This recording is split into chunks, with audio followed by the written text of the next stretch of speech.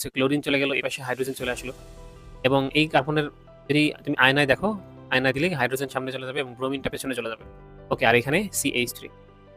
ঠিক আছে, এখন তুমি দেখবা কি এই যৌগটাকে তুমি এই যৌগের নাম দিবা হচ্ছে A, এইটা A, এটা B, এটা C এবং এইটা D, 4টা। ঠিক আছে, তুমি এখন যেটা করবা যে এখানে লিখবা যে A এবং B পরস্পর কি, আসলে এরা পরস্পর এনানসিওমার। এনানসিওমার